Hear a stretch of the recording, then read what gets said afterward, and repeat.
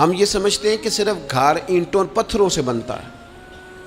گھر کے ماحول کو ٹھیک رکھنا سب سے پہلی ذمہ داری بچوں کے لیے اچھی ماں کا انتخاب، اچھی بیوی لے کے آنا گھر میں، یہ سب سے زیادہ اہم مسئلہ ہے۔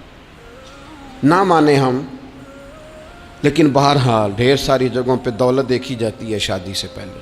ماں باپ نے بڑی زیادتی کی، بڑا ظلم کیا، ناراض نہ ہونا، بڑا ظلم کیا۔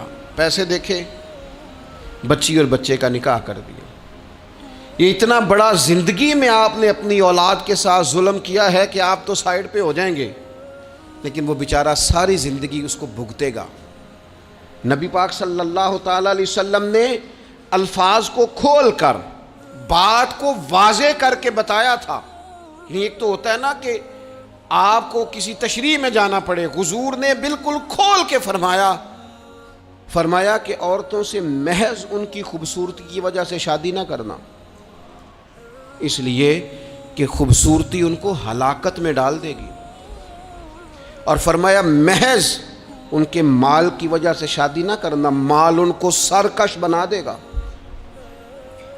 یا رسول اللہ صلی اللہ تعالی علیہ وسلم پھر کیا کریں؟ تو محبوب فرمانے لگے ان کی دین داری کی وجہ سے ان سے شادی کرنا۔ اور یہ ابن ماجہ میں لفظ موجود ہیں، اللہ کے محبوب علیہ الصلوۃ والسلام فرمانے لگے کان میں سوراخ والی کالے رنگ کی باندی اگر دیندار ہو تو تمہارے لیے بڑی بہتر ہے۔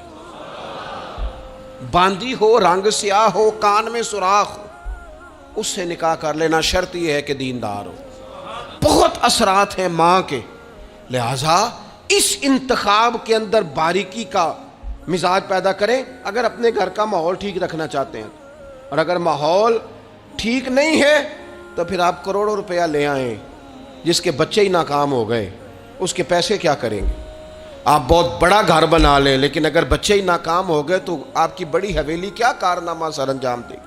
اور اسی طرح کا معاملہ مرد کے ساتھ بھی ہے۔ نبی پاک علیہ الصلوۃ والسلام نے فرمایا جب تمہیں ایسے لوگ پیغام نکاح دیں جن کا دین اور اخلاق اچھا ہو تو پھر اپنی عورتوں کا نکاح ان سے کر دو۔ اگر ایسا نہیں کرو گے تو زمین میں فتنہ برپا ہوگا، فساد ہوگا۔ نیک مرد جب ملے تو پھر اس کے ساتھ نکاح کرو۔ صحیح بتانا، خالی نیک دے کے رشتہ دے دیا جاتا ہے؟ نیک ہے، دیندار ہے، اچھے اخلاق والا ہے، خالی تقویٰ دے کے لوگ رشتہ دیتے ہیں؟ بڑا کچھ دیکھا جاتا ہے، بڑا پس منظر دیا تو تنخواہ تھوڑی ہو تو کہتے ہیں کماتا ہی کچھ نہیں۔ اگر تو بہو آئے تو پھر تو اس کے نصیب کا رزق ہے، اور اگر بیٹی نے جانا ہو تو پھر اس کے نصیب کا رزق نہیں ہوتا۔